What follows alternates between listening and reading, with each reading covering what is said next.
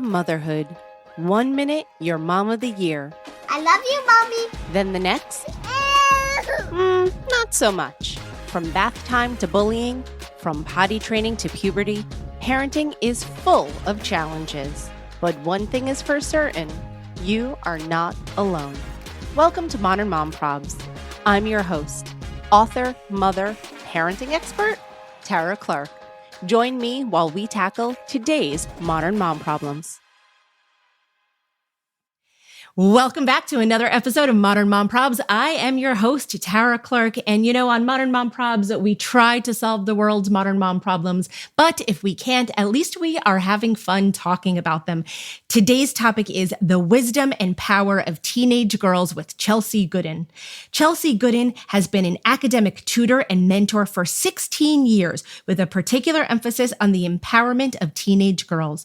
She speaks regularly to audiences about gender justice. She conducts workshops and coaches parents on how to have a better connection with their daughters. Chelsey is the author of the brand new book, Underestimated: The Wisdom and Power of Teenage Girls. Chelsey, welcome to the show. Thank you. I am so excited to be here.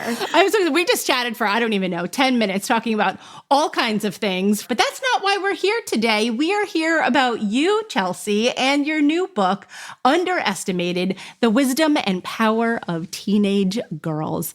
I love it. I myself was once a teenage girl, and so that's why I'm so excited that we're going to get an opportunity to chat about it. So in the meantime, tell us a little bit about yourself. Okay, so I have been an academic tutor for teenage girls for about 16 years. And then I also started volunteering my time to mentor girls from underrepresented communities.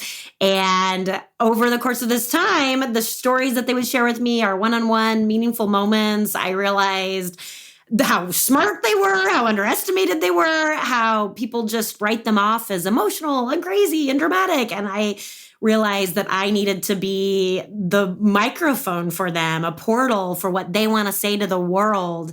And that's what this book is about. I'm so glad you wrote it because I feel like there's really sort of a hole in as much as a book like this doesn't exist. And if it does, I have not read it. And so I'm so glad. There's books, about how to, for parents on how to parent teenage girls. And certainly there's practical tools in here for parents. But this is a little bit more of the girls getting their voice, the inside look of what, if they could tell adults what they wanted to say, this is the book doing that. And I feel like at that age, I felt very silent.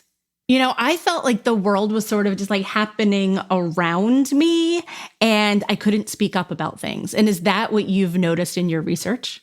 Oh my gosh. Yeah. I mean, that's the beginning of the book is how girls are silenced, and they're silenced by societal fear of them, fear of things, like their big feelings or their sexuality or all these different stereotypes. Everyone loves to slap on them. So many people have been like, well, aren't teenage girls mean? This is the mean girl situation. And I really love to push back on that. And I have a section in there about it. And so there's a lot of ways that girls silence themselves because they don't feel like the world is a safe place for them also. Yeah. I'm sure you found that as you were sitting there doing the research for this book. And then once you were writing the book, how did you get these girls to open up to you, to be honest? Yeah, that's what I do is so getting them to open up has a lot to do with, first of all, these are long-standing relationships, many of which I've known girls for over 10 years and been over the course of their life. And this is, working with over 100 girls. So it's different than me just sitting down for one interview with a girl that doesn't know me. There's already a real established trust. So I'm really getting in there in things that they do not tell just a random person that they don't know. And I started seeing so much crossover too. So I also know what questions to ask because I also know what all the girls are having feelings about. But really, the key to getting a teenage girl to open up is making sure they don't feel judged and shamed. And it has everything to do with approaching them with curiosity, true curiosity in your heart, no agenda of you wanting to teach them something or, get them to do something because they feel that in 2 seconds and they close off. And having that non-judgmental tone of meeting them exactly where they're at and seeking to understand their thoughts on a topic way before you project your thoughts and feelings into the situation. I feel like that's useful, not only for like, obviously your work and what you do as a mentor, but also like for parents. Like everything you just said there was like what we as parents can lead in with. You know, we lead in with curiosity. We lead in with mutual respect. Exactly. So, the book is filled with very practical tools on even the types of questions to use with girls to help them open up for parents, but any adult. But the idea too is that, we all need to heal the inner teenage girl inside of us. And lots of times when a parent does feel a charge about bringing up a topic or having a hard time not being judgy about something, it's more indicative of their own teenage wound that they maybe had during their teenage years. And those totally follow us into adulthood. And so it's a lot about, pointing the finger at ourselves and how we can heal first so that we can approach a girl with that open-hearted curiosity. That's something that we don't talk about often enough, is healing our own teenage wounds. Before we become teenage I hope parents. to do that with this book. Yeah. Yeah. No, I think, I've been doing parenting stuff for a really long time now. And, we talk a lot about toddlers, obviously. We talk about reparenting ourselves in order to help our children. But many times I feel like that's geared more towards younger children. And we're not thinking about stepping into the teenage years. Yeah, it's a completely different developmental stage, your adolescence. And I find that the wounds that happen during this stage, particularly for women, are around people pleasing and perfectionism and self-doubt and making yourself small or being worried about having a big ego. And so not speaking up and using your voice as boldly. And it follows into the workplace. It's all the same patterns we see that women struggle with. Yeah, it's wild. I'm so glad we're having this conversation because this is it's a new conversation for me. Like I said, I have a lot of people on the show and we're talking about, not that I'm saying every conversation is the same because it's not, but this one is like definitively different because, we're talking about teenage girls and you and I were both at one time teenage girls. And gosh, I have to say, I'm glad I'm no longer a teenage girl because that was hard. It was a really hard transition going from a child, into a new body, and your body is changing and your mind is changing and your part of you like kind of wants to stay the same as like when you were a kid, but like, that's not an option anymore. But then also part of you wants to grow up and do like fancy grown-up things. And so like you feel caught, or at least I know I felt caught. Yeah. Yeah, of course. And then mitigating that with just the societal narrative around beauty or body image or what you should be doing. So teenage girls are also silenced just by all the shoulds, of they should say this, they should look like this. And they can't win, right? Like they cannot win at all. They can be too much of that or too much of this, and they know it. And so instead they just fade into their own background of like, okay, well, I'm going to get criticized if I say this, and really instead we could create so much more space for their self-exploration and so much more ease and love and care around them just trying to figure out who they are. Yes. I remember I had a teacher in middle school and I used to walk her. So I developed early. I had my period at 10. I had boobs at 10. And I remember that I was the only one that did. And so I stood out like a sore thumb. And I remember I used to hunch my shoulders over to make me look smaller, right? Just in general. I was also tall. Like the height that I am now is the height that I was then. And then I just stopped growing. I was like the tallest girl and then I stopped growing. I'm only about 5'4". And so I used to shrink myself to feel smaller. And I remember I had one teacher, her name was Mrs. Caprillion. And she said to me, Tara, be proud of who you are. Put your shoulders back, like take a deep breath and like hold your head up high. You don't have to have this posture and have this behavior your whole life. Like you're a woman now and that's okay. Yeah. And just embrace it. I love that she said that to you. And now, years and 30 years later, I could still remember that. And I remember her name and I even remember where we were. I think we were in the foyer of my school. And nobody ever said anything like that to me in my entire life. Be proud.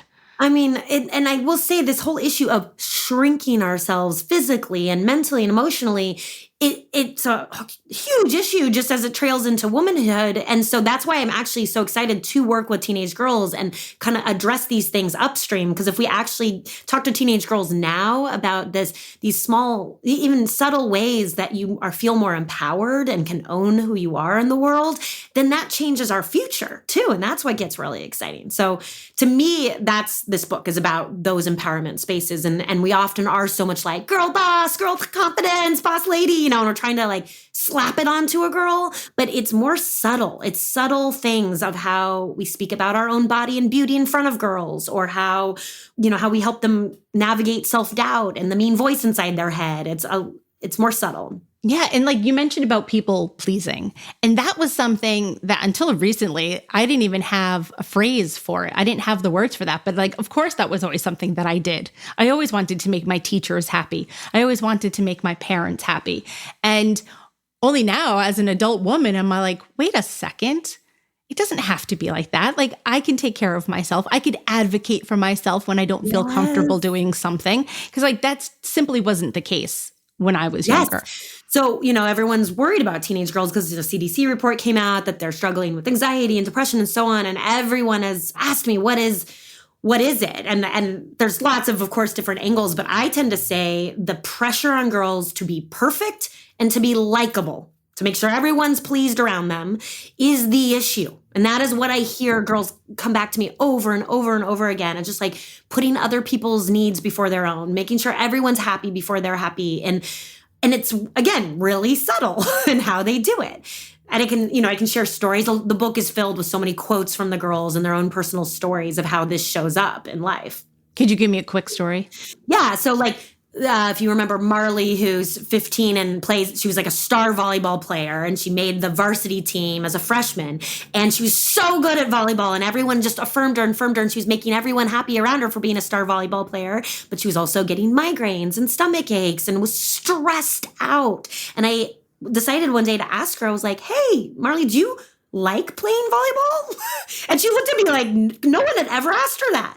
And I was like, she's like, well, I like that I'm good at it. And I'm like, right? Okay, yeah, you're good at it. And I was like, but do you like it? And she's like, well, I like that I bond with my mom about it. Her mom had been a star volleyball player too. And I was just like, wait, are you playing volleyball to make your mom happy or make other people happy? And she looked at me wide-eyed and was like, oh no.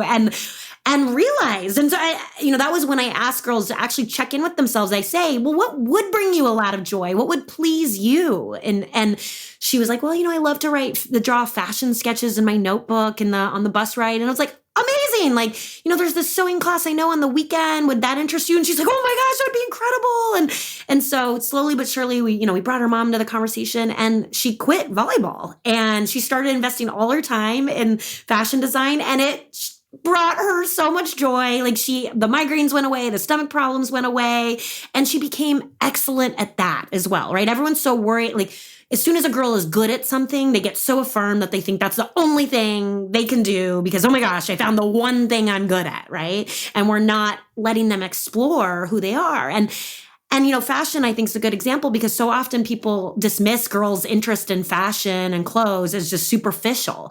And that's not how I see it. It's a real expression of their identity and who they want to be in the world.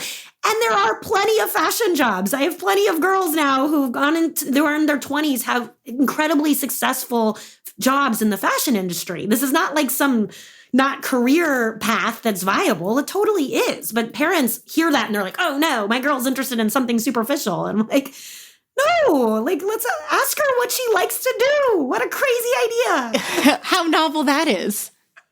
Exactly. No, I think that's so important. I think, you started the conversation by saying leading with curiosity. And that is so important because how else do you know to really get to know your child unless you're asking the right questions? Yeah. Right? Yeah, and I put those types of questions in the back of the book. I have a list that says ways to expand conversations with a teenage girl or any human being. That's what's so interesting about this too, is that the tools I've used with teenage girls, one of the hardest groups to get to open up, can be used with everyone.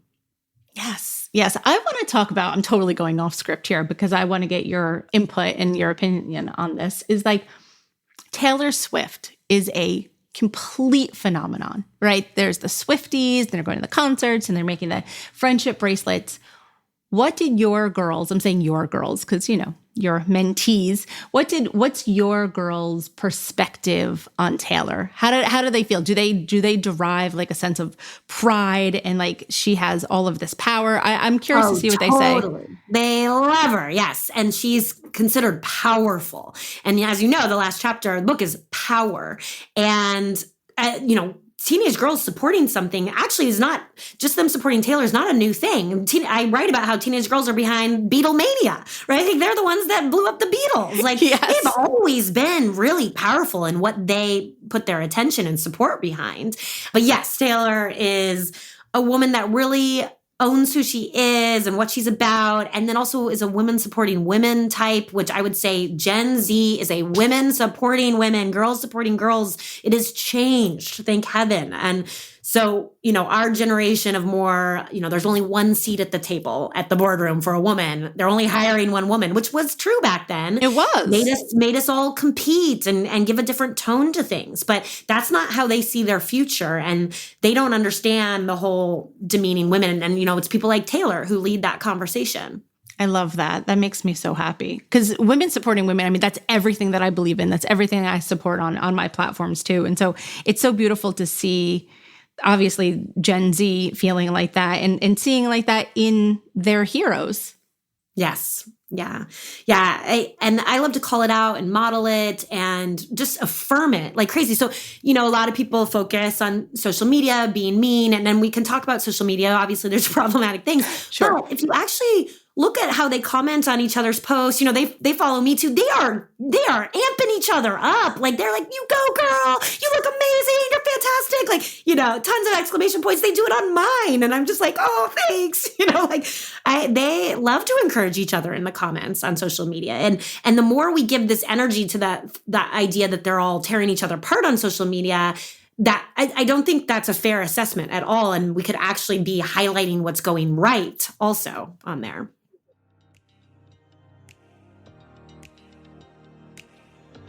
If you're the woman of a certain age, like myself, and occasionally you say, was that a hot flash?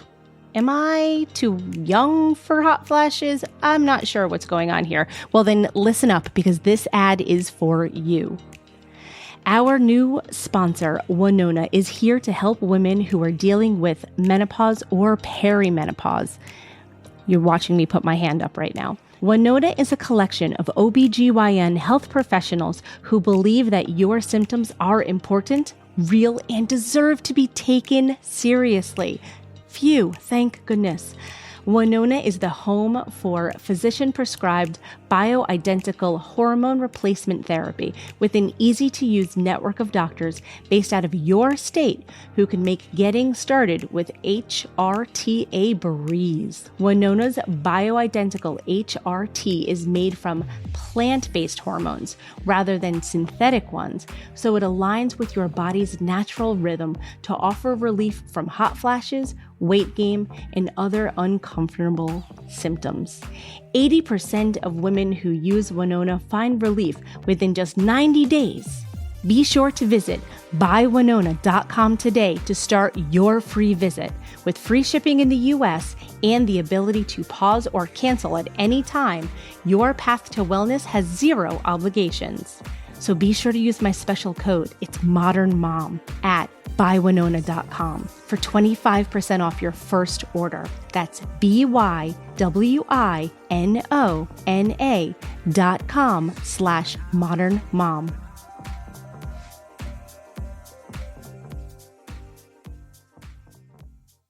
Yes, it's true. And I say that, I talk a lot about being in the parenting space. And that's true, within the parenting space as well, is, people often think like, oh, there's so much negativity in social media.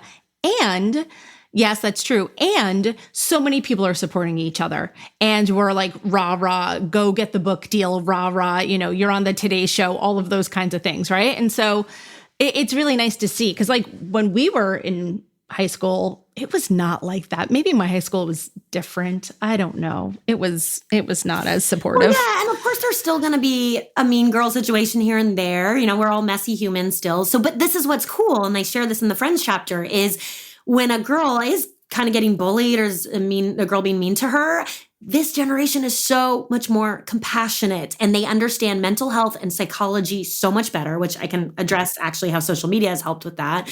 But so what will happen is they're telling me the story and I'll often ask her, like, well, what do you think that girl who's being mean to them? I'll be like, what do you think her home life is like? And the girl often knows. She's like, oh, well, her mom's really criticizing, her dad's never around. And I'm like, oh man, do you think that's hard for her? And she's like, yeah, I bet it is hard. And I'm like, do you think maybe she's just being mean because she's hurt herself and in pain herself? And she's like, yeah, she probably is. Like they're very compassionate and understanding where their bully might be coming from, of like the psychology behind it. They're so wise about things like that. They really are, because my son is the same way. If I ask him something, he'll answer with a very similar comment of like, well, I could see how that would be difficult for them. And I'm like, yes, that's amazing. Good job. Good parenting on your part too. It's very intentional. So you mentioned social media and psychology. I want to talk a little bit more about that.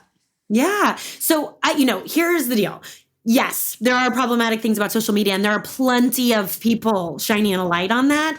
What I like to shine light on is the fact that it's not going anywhere. It's here to stay. So what do we do from here? And how do we make it actually a potential positive thing in a kid's life, which I have been in the trenches of that happening. So I like to tell people that it exists. The world exists, and it has a lot to do with media literacy conversations, which is the adult boring way to say it. But, with girls, it's me asking lots of questions, like watching the same TV show as them, and approaching it in a fun way, in a way that's like, what Instagram account is inspiring you lately, And then I follow it too. And then, I have girls sending me TikToks about things like a mother wound, right? Things that I know women who didn't address that until their 40s. And here the 16-year-old knows a lot about mother wounds and how she's going to deal with it. Yes. Like, what? Yes. This is amazing, right? Or trauma responses. They know all the different trauma responses, and all these, different infographics actually can be really helpful in them pursuing interests that they're into. They're into political stuff. They're into things that aren't just beauty and makeup, And again, I don't mind if they're into beauty and makeup. I used to be kind of judging myself about that. And now I understand that they're just exploring who they are. They're exploring what they want to look like. Instead of just demeaning them or criticizing them or dismissing or minimizing their interests, I like to ask why they're into it. I'm like, okay, what interests you about that?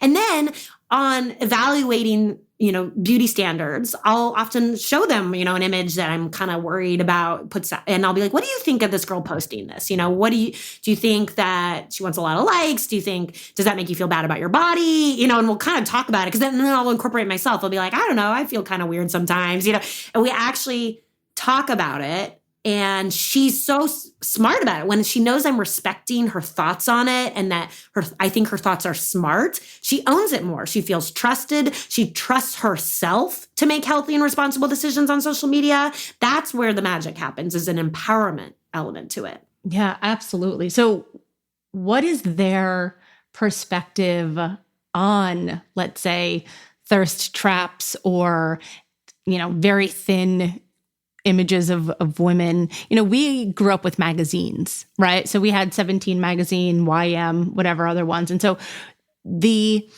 concept of diet culture has sort of always been there. But do you still see that now with the girls in social media? Yeah. And they're pretty open about it. Everyone's aware that there is a body image issue. Eating disorders are a huge thing I've faced in working with girls. And the more that I can engage them in conversation early, we engage girls early on these things so that they can set a foundation of how they are going to frame it for themselves, the better. Whereas otherwise they're more of a victim to the narrative of it all. And so I'll say too, these things start so early. And I talk about it in the beauty chapter about how, when we look at a little girl, the first thing most people say to her is, oh my gosh, how cute you are. Look at your pretty dress. And then we see a little boy and we're like, what book are you reading? What sport are you playing? What's your favorite subject in school? We're teaching girls at a young age that their value is tied to their looks. And the average age for a girl to start dieting is 8. Age 8. So this is way before even social media, right? So Way. a lot of girls actually talk to me about, and again, I talk about in the chapter, moms, the language they use around their girl, how often a mom is commenting on her own dieting, her own insulting her own body in front of her daughter, or obsessing about beauty in front of her daughter. Girls pick that up and they absorb it. And I mean, there's definitely girls that have told me about their moms commenting on their own body. I mean, that's when girls really are not happy about it. But it can be more subtle. It can be pretty innocent of a mom that's just always dieting, and the daughter sees that. Yeah, I think that happens more often than we realize. Yeah. But I have tons of compassion for parents here, and women are all also just a victim of the same system, right? Like I'm not trying to point a finger at mom, like you've done something horribly. Like, the book is also about a much larger societal conversation about how we could change the system around us to better serve and help women and girls. Yeah, I was thinking about you and your book when I was at Target the other day. And you see the clothes for little girls, and they have like little tiny shorts with no pockets. And then you have boys' clothes and shorts with like long shorts, tons of pockets, very functional. And it's just wild to see the dichotomy. And from a very early age, like you said, we're complimenting little girls on how pretty they look. Oh, you're such a pretty princess. Versus, with the boys, like, oh, show me how you can climb that tree and show me all of your skills, right? And so it's sort of like skills-based versus aesthetics, or like I said about the clothes, like functionality versus aesthetics. Yeah. Yeah. And I find with boys too, they just get a lot more room to explore and make mistakes and be messy. No one cares when a boy is a little bit of a mess, right? But a girl, she's had to have her game together at a young age. She learns very young that she needs to look good and act nice and be polite and so on. And we don't create, that's back to that perfectionism and people pleasing. We don't create a lot of room for girls to just make a mistake and it not be the end of the world and not absorb into their entire identity and self-worth. Yeah, absolutely. Would you recommend, and I know the answer to this question because I'm going to say yes. It's like, would you recommend this book also to parents of sons to get a better understanding into the psyche of teenage girls? Sure, of course. Well, I talk about too, you brought up thirst traps and the sexuality and girls wearing sexy outfits and that type of thing. That is in my sexuality chapter. And a big premise of that chapter is actually, instead of us putting all the onus and blame and judgment on girls, we should be focusing on boys in a big, big way. Like, for some reason, girls are responsible with their clothes to manage boys' inclinations. That's so messed up. And so, how do we refocus back on boys? And I'm on the board of a nonprofit called A Call to Men, which is all about how do we address this with boys, what a healthy masculinity is. And I also reference in there, only 11 states require that we teach consent in our sex education curriculum. And I mean, really? What? Yeah, and of course, if we're not teaching boys consent, that would explain a sexual assault epidemic that we face in college campuses. And I know girls though that take self-defense classes in school. I know more girls in a self-defense class than a boy learning consent in school. Right? That breaks my heart. It breaks my heart. I know, and so I am trying to make sure that we're addressing so many of these issues with boys too. And again, on the sexuality front, boys are permissioned to, they're allowed in the media to seek pleasure, and this is a positive, fun thing for them. Whereas girls, it's shame, shame, shame, shame, and judgment at every turn. They can't do anything right. And there's a lot of the chapter is, what does a safe space look like for a girl to explore her own sexuality? Yeah, let's explore that. Okay, great. Because it's true. It's such a hard age, and it's not one age. It's span of 7 years or so. But there's difference when you're, let's say, 12 versus when you're 18, 19, right? But ultimately, at the end of it, it's like these girls need to come out of their teenage years loving themselves. Yeah. Yeah. Loving yourself is such a big statement. Everyone's like, how do you do that? I've found it's about getting closer to their authenticity, what authentically feels like their identity or what brings them joy. And that makes sense to them. Because if I just tell a girl, like, you need to love yourself more, like that's You're a like, hard how jump. do I do that? Yeah, exactly. And then, again, I bring it back to self-doubt and a lot of things like that. But in terms of, in terms of like also sex education conversations with teenagers, and teenage girls specifically, what I found is a lot of parents are asking me about this right now, and there's so much discomfort. And what I usually say is, well, I think it's most important first to understand why this is uncomfortable for you to talk about. Go figure that out, because as long as you still have discomfort and a charge, it's gonna be a hard conversation with your girl. And I say that again with compassion. I had tons of sexuality baggage to unpack. Every woman has a long history of baggage and shame to unpack. But I've done a lot of that work, and it is, oh my gosh, has it helped me? And I give, some questions in the book where to explore that. But it's definitely helped me come back to the girls without a charge, without judgment. And really, they tell me things that they definitely don't tell their parents. I'm sure you probably see that a lot. Yeah. So you mentioned one thing about authenticity. And I want to talk about, because in the book you mentioned about being performative versus being authentic. And I speak about this a lot with social media and more in the parenting space because, as soon as you put a camera on, it's performative, right? Like if you are acting out a scene, it's inherently performative. And so I talk about that kind of stuff all the time. But I want to know what you mean about that in the book.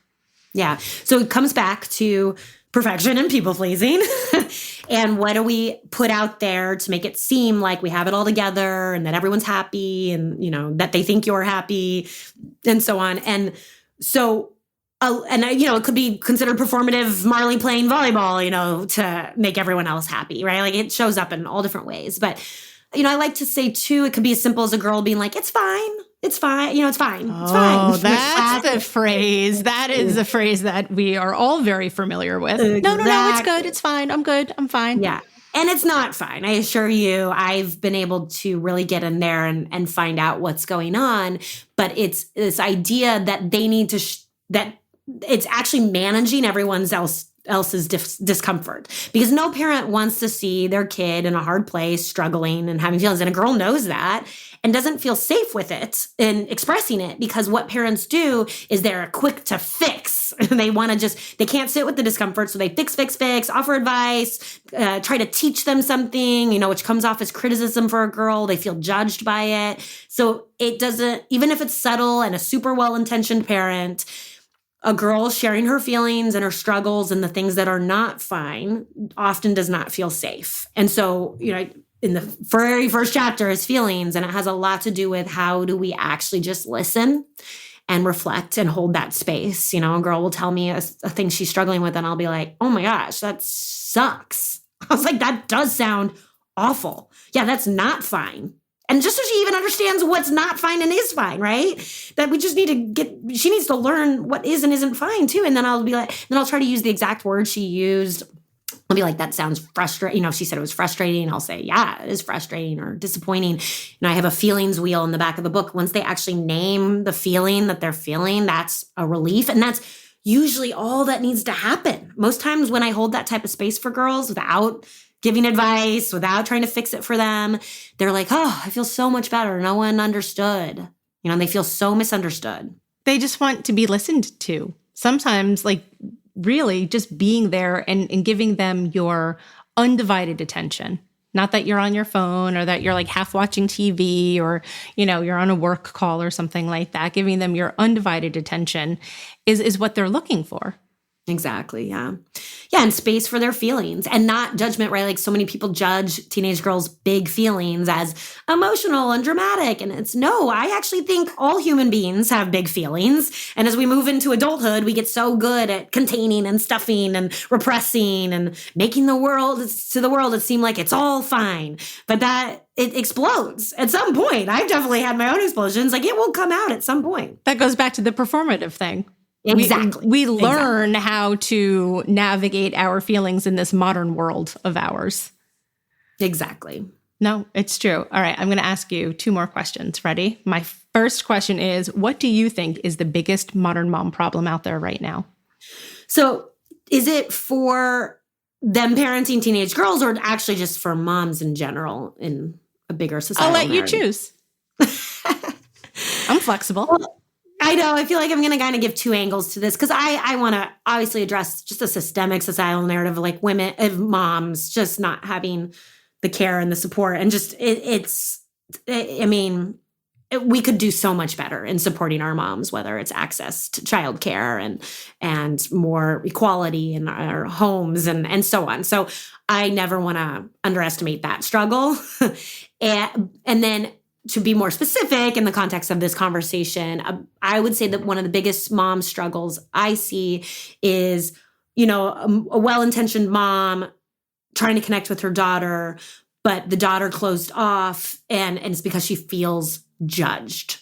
I would say judgment is the key to everything. And the more you can take out any type of tone of judgment in your soul, in a real honest way, then your connection and relationship will open up.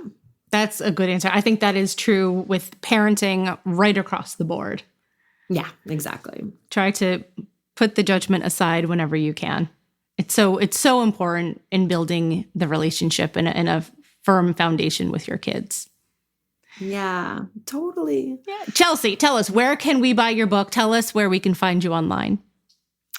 So easiest would be Instagram at Chelsey Goodan. And then I have a website. I do speaking engagements about a lot of this, which is fun. I have a book tour happening. So I'll be putting up the book tour dates for March in there. And I'm all about interacting with people if they reach out. So please feel free. I think this book's a really good book for book clubs for moms, like a mom book club, because each chapter is so digestible and quick and easy about a topic that even if you didn't have time to read the chapter that week, like you will still have something to say on the topic. I would be really happy when people reach out and engage about those types of things. Like we did in our book club and ended up talking about shame, something intense like that, because there's all these different topics that you don't realize how much they affect your daughter, but they also affect your life. Yeah. Or they're things that you sort of have repressed yourself, like when you think about being a 15-year-old, like, yeah, shame comes up a lot. And it's not something that we talk about now because it's 25 years later, but it's definitely worth a conversation. Yeah, definitely. Thank you for all the support. Of course. Thank you so much for being here.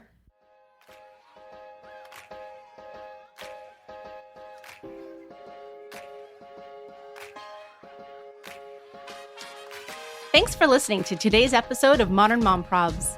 I hope you enjoyed our deep dive in today's problem with me, your host, Tara Clark. Join me next time when I'll be interviewing another great guest and tackling another modern mom problem. If you enjoyed today's episode, please leave us a review and a rating. As always, you could head over to Modern Mom Probs on Instagram and give me a follow, or check out my book, Modern Mom Probs, A Survival Guide for 21st Century Mothers, available online wherever books are sold. Well, that's it for today. See you next time, folks.